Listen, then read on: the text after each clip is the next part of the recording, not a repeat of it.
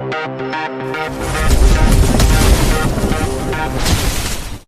नदी मेरी है, इसका पानी भी मेरा, समझे? एक बार की बात है, राधोगढ़ गांव के पास एक नदी बहती थी।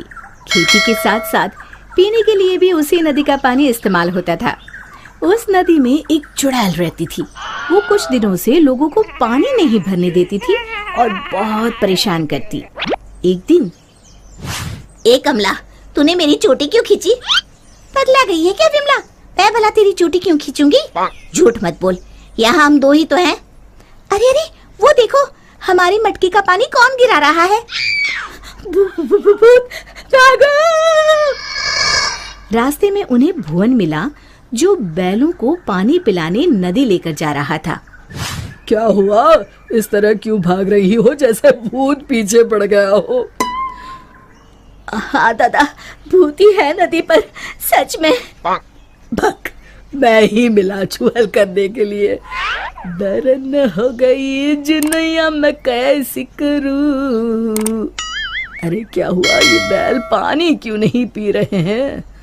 और मेरी धोती कौन खींच रहा है? कहीं भूत भागो रे।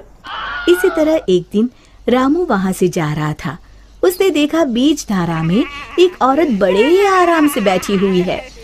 ए, तुम वहाँ क्यों बैठी हो? अरे बाहर आ जाओ, मरना है क्या? उसने पलटकर आदमी की तरफ देखा और फिर जोर से हंसी।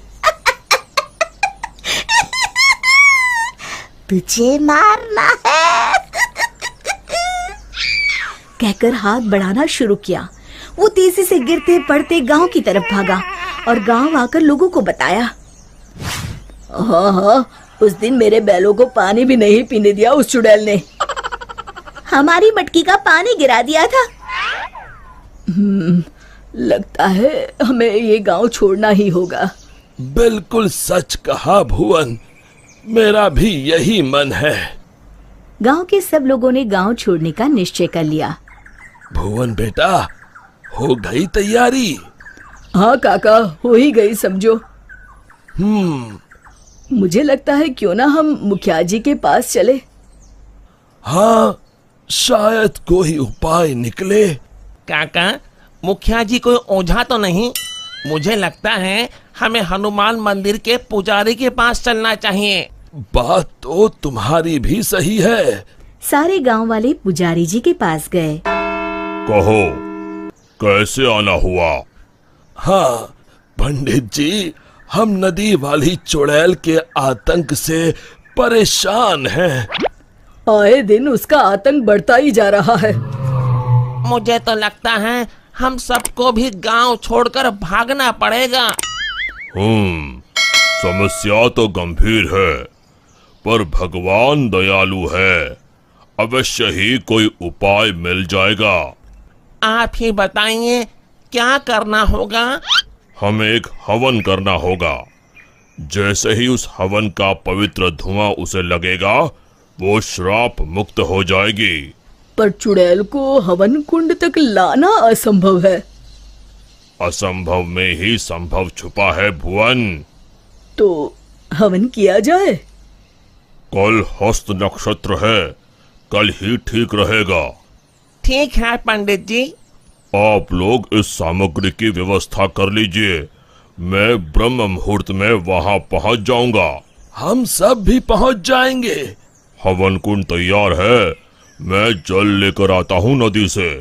किसकी मौत आई है जो मुझे सोते ही जगाने चला आया? चुड़ैल जी, आप सोइए, मैं तो पूजा के लिए जल लेने आया हूँ।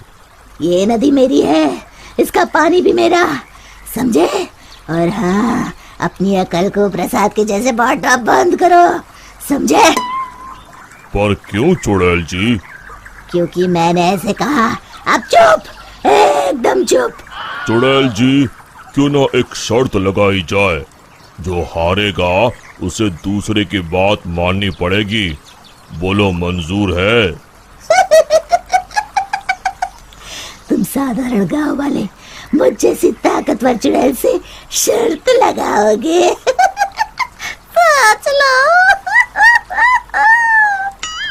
चुड़ैल जी, पहले शर्त सुन तो लो। जितना तो मुझे ही है, फिर भी बता ही दो। अभी हम यहाँ नदी पर हवन पूजन कर रहे हैं, आपको उसमें आना होगा। उसके बाद हम सब गांव छोड़कर चले जाएंगे। और नहीं आई तो ऐसे ही रोज तुम्हारी नींद में खलल डालेंगे। ठीक है, पर मेरी एक शर्त है, मुझे कोई मंत्र सुनाई नहीं देना चाहिए। मैं पूजा में भाग नहीं लूंगी। ठीक है।